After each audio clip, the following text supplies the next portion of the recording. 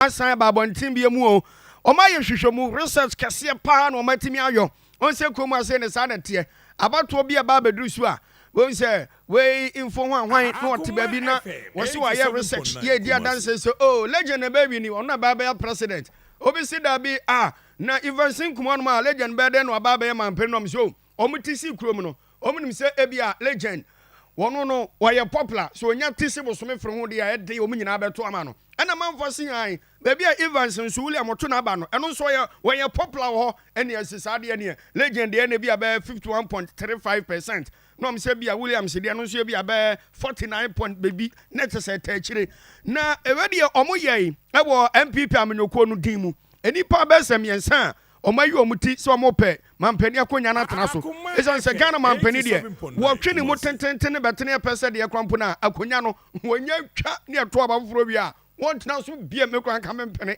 ye betwene asi esan se amamra no enya ade ye bema no kwan mo no akwa tena so biem enti MPP fo ni pa miensa no ayo pani afense alankodwo Kyerematen Dr. Mahamadu Bawumia na afa pani a ne tin ane Kennedy Japan ena no omo ye bi amia bro so de mamo ye duru ba bia so Kennedy de no ekosoro kakra ebim si Bawumia de no eso ate ena ebim si ohwempa aland de no de gina na gina fofra ba eno nti William Evans inkum wono na kita fellas ni nyina oba kuma FM ase ya MG Media General ne fa wo Asante region ase no political desk no no woda so onye ne he ni tirima bobe pa e wa manyisi mu penu wadaroma majoe Emponim ye. Nyame adom me ho ye pa. Ye de nyame ase. Uze Dr. Mahamadu Bawumia wa ha.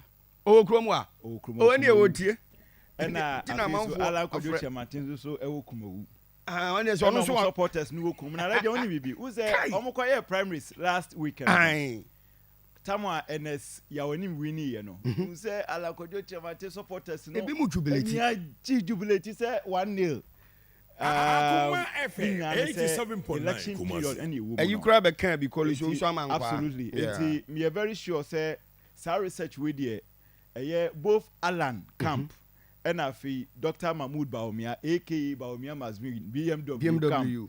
There say omo asun ewa hapa. Sure. Na unim yan sha see free Dr. Mahamadu Bawumia ene Alan Kyerematen. Omienu na ese gina omo so pa. Omienu na gina omo so pa. Na oko NDC strongholds. NDC strongholds are polls no ye say Dr. Mahamadu Bawumia ekuta 40%. 87.9 Kumasi. Alan Kyerematen ekuta 27%. Is oka NDC stronghold per the 2020 elections no. Ye ka be to say Bono East. Ye ka be to say Western region. Ye ka be to say Western North region. Ye ka be to say Upper West region. Ye ka be to say Upper East region. Ye ka be to say Savannah region, Northern region, Volta region, and the likes. These are the NDC strongholds. No, Bawumia ebo rahoa okuta 40%. Alan Kyerematen bo rahoa okuta 27%. Na fe oko Northern regions. Northern regions no. Na oka Northern Northeast region, oka Northern region, oka Savannah region, oka Upper East region, oka Upper West region. Ehono Dr. Mahamadu Bawumia ebo rahoa okuta 39.8%. Alan Kyerematen ebo rahoa koye campaign onu okuta 27.7%. No se still no Dr. Mahamadu Bawumia modu ewo baby oni nkan. Isante ehono yede ofiri etini modu pa. Na oko regions are NDC ewini ye 2020 elections are. Okba baby to say Bono East. Obefa baby to say Western. Obefa baby say Western North. Obefa baby to say Upper East, Upper West. Savannah, Volta, those regions are NDC ewini 2020 elections no. Dr. Mahamadu Bawumia enei oye popular oho by 30%. Alan Kyerematen popular oho by 29%. Afi yemra Akan regions. We say Akan regions no. I'm gonna say I'm gonna say. It ufa baby to say Ahafo region. Ufa baby say Ashanti region. Ufa baby say Central region. Ufa baby to say Bono East. Ufa baby say Western region. Ufa baby say Eastern region. Western North because say we phone na account for. Okay. Sorry I say. Hono Alan Kyerematen oboro and the oboro Dr. Mahamadu Bawumia. Tia no so. In fact, Alan enam 31.5%, no. Dr. Mahmoud Bawumia enam 28.3%. What's it Alan the near said? 31.5%. Next or popular, more popular. Ewo Akan regions, no. Now over NPP strongholds. Say oko NPP strongholds are high. Ubetimi can be Ashanti region. Ashanti region oka be say Bantama, Kwada so, Ishaye so, any those places for break. So they are here. Oko your eastern region, Obeko central region, and those constituencies. But yes, say NPP. Omo to aba omo to nya dodo pa. Ene oko ha. Alan Kojo Kyerematen ekuta 34.6%. Dr. Mahmoud Bawumia ekuta 30.1%. Yes, emu ntwi bebre sa. Emu sheda ntwi bebre. Na third force no Kennedy Ohina Jekum. Ono no nam 24%. It I mean straight up ohwe a battle na between Dr. Mahmoud Bawumia aka BMW and Alan Kojo Kyerematen aka Edru so. Okay. Sorry I see experience. Now, say sa yen kan ma woni mu nyina mfu ano se bia obi entimi enya the required number betimi amana be ye flag bearer na o so mo call run offer okọ account regents na Alan Kojo Kyerematen kuta 57%. So run off beba obetimi enya mu 57%. Bawumia betimi enya 43%. Let's obetimi wini. Okọ NPP stronghold Alan Kojo Kyerematen out of from the runoff no obetimi enya 56%. Ama Bawumia enya 44%. And now NDC strongholds were Alan Kojo Kyerematen between 54% and Bawumia 46%. But northern regions need a Bawumia dia. We do 53% against 47%. Alan Kojo Kyerematen. Now, you have NDC race. For NDC race, they ain't shed that because NDA JM. Yes, Bosukina. Yes. 87.9 Kumasi. Akan regions, no, even in the NDC race, no. You can say, oh, Doctor, you JD met me at say Dr. Dufo Mono. Oba Akan regions na. I dare say Dr. Dufo bet me up for me. In fact, bet me about 23.2%. Oh yes, because me enyam wa go so ko be say Kumawu a Kumawu no free. Me enyam wa say polling stations in Kumawu. 75 polling stations and Kumawu. No.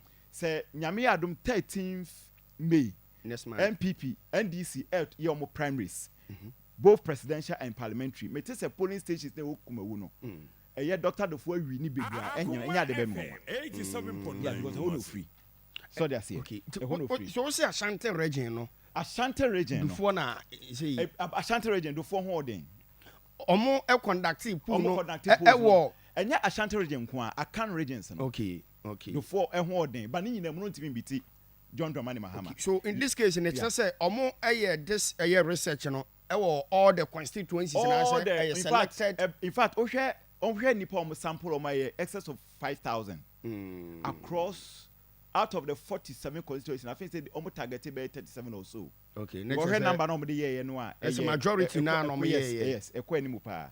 Now yanhwe in an event say Dr. Mahmoud Bawumia every ni NPP flag bearership. Don't forget say NPP flag bearership no. Like you said bit in November. Presidential no. But omo say omo you see omo say omo say omo say omo nto ha omo nto presidential and parliamentary ni mu. Omo imagine say omo to presidential no November. Na ka parliamentary omo dey next year. Okay. So they are say it next a ben pa. Okay. Say ekoba say Dr. Mahmoud Bawumia. Any John Dramani Mahama na eko gina akopere. Na Ghana fo akoto aba. Over 17 million Ghanaians per the 2020 voter population no. Akoto aba akokire ye yinu a se omadi so nampani a yetie fontaine ye pa se NPP to aba primaries no motoma Bawumia na so motoma Bawumia ko ba se Bawumia ewini na ko ba se NDC so toma JDM a omumienu who is who omuye nhwemu no yes ye na kita me abusafo obetimi aba Facebook page no so akoma 87 right. FM na emode afa yetie NPP stronghold ni ka Bantama constituency and as ye ka by regions ekura ye ka be bi say half for region ye ka bi say Ashanti region so they say central region yana ko string kakra so they say western yana ko carry string kakra but we ka be east region so they say and I say what the 2020 polls in the 2020 elections in Krana Kasakra o kon northern region obitima boy north east region so they say Dr. Mahmoud Bawumia ekuta 56.4% against 36.4%. NPP stronghold. Hey! Sir John Dramani Mahama enya 36.4%. NPP stronghold a 36.4% against 56.4%. 56.4. That is a Bawumia na ejina on the ticket of the NPP. Good. Oko NDC strongholder. The entire America say ehun eni o. Moshe NDC stronghold. John Dramani Mahama ekuta 71.4% against Bawumia 24.5%. 24.5%. And against Bawumia, no, John Dramani Mahama ekuta 71.4% against Bawumia 24.5%. Oh, okay. So that's it. Now, unim legend for compare MPP stronghold no. MPP stronghold no Mahama per the research no. Yes. Etimi kofa 36.4%. So that's it. Emma Bawumia enya 56.4%. Yes. But over NDC stronghold na Mahama famani na. E kamia kwa famani na. Onya 71.4%. Sure. Against Dr. Bawumia 24.5%. Over NDC stronghold. Wow. Na yanko Akan Regents. Akan Regents no. Dr. Mahmoud Bawumia ekuta 46.6% no. Dr. John Dramani Mahama ekuta 45.1%. Yes, I know so. Close. It is a basse or chini or John Dramani Mahama etchma Bawumia mu a ochini mu pa. 10. Yeah. Now Okan northern regions. Northern regions. Yes. John Dramani Mahama ekuta 70.7% no. Dr. Mahmoud Bawumia ekuta 25.0%. Yes, I also Bawumia watching mu kra 70 anyway dey say men. Yan Alan Kwadwo Kyerematen versus JDM. When nya akoma na ye we info analytics. Research omaye na ye dey ba. Good. Okay, Alan Kwadwo Kyerematen versus John Dramani Mahama. MPP strongholds. Alan Kwadwo Kyerematen nya 58.4%. Almost you say John Dramani Mahama bit me at 36.6%. It is all here. It's a still John Dramani Mahama maintaining the 36% no. MPP strongholds. But a reduction by just no, I appreciate it by 0.2. Okay. Because I had on 4%. Okay. 36.4. 36.4. That is against Dr. Mahmoud Bawumia. Yes. No. And this time around MPP strongholds. But against your friends saying Alan no. Alan, I appreciate Bawumia vote from 56.4% to 58.4%. No. John Dramani is also appreciate from 36.4 against Dr. Mahmoud to 36.6% against Alan Kwadwo Kyerematen. Wow. Okay. What you say? Good. It's not marginal because a marginal appreciation of votes. Yes. Now yanko NDC stronghold. Yes, yanko NDC stronghold. Alan Kwadwo Kyerematen versus John Dramani Mahama. John Dramani Mahama enya 72.6%. Alan Kwadwo Kyerematen nya 21.8% ahade. Against DMB. Dr. Mahmoud Bawumia no in the northern region no. And NDC strongholds no. Which of course NDC stronghold northern region ohopa na doso. Sure. So that's one munyo omo a man maybe ifriba. DMB etimi nya 24.5%. Yes. That is Bawumia. Yes, but Alan Kwadwo Kyerematen enya 21.8%. Na say ubowura NDC strongholds are Bawumia ya de chen Alan Kwadwo Kyerematen especially in the northern region. NDC stronghold. NDC stronghold. Okay. So that's especially in the northern region. Yes. Akan regions. But over Akan regions are Alan ya de chen Dr. Mahmoud Bawumia. It over Akan regions are Alan Kwadwo Kyerematen against JDM. Alan Kwadwo Kyerematen enya 49.7% no. JM enya 44.4%. But we are Akan regions Dr. Mahmoud Bawumia against JM. Dr. Mahmoud Bawumia nya 46.6%, JM nya 45.1%. Na say uhwem pa JM no otimi ewura mu wo. Yes. Eye Akan regions ne pa. And a northern region JM kuta 71.9% no. Eye Alan Kwadwo Kyerematen enya 22.6%. It was yeah. Based on the global info de om de abe. Uhwemu a na o place bi etam si bi ma no so bi na o ye bibia wo kan nyina fu a Bawumia ene Alan wana ne mu oduro wo kan nyina fu a. Okay, so o hwe regions one north and our constituencies or even we by constituencies cry no a per data and our records are electoral commission no Ashanti region ekuta the largest constituencies which is 47 sure and oba southern sector middle belt coastal belt voter population no almost upon a doors okay it is a info analytics and some more can if it is anything to go by so more your more can no it means that there's a possibility to say Alan Kodo Kyerematen bit me lead the NPP and if Alan Kodo Kyerematen so is leading the NPP according to account but according to data na omo de aba no yes according to data na omo de aba no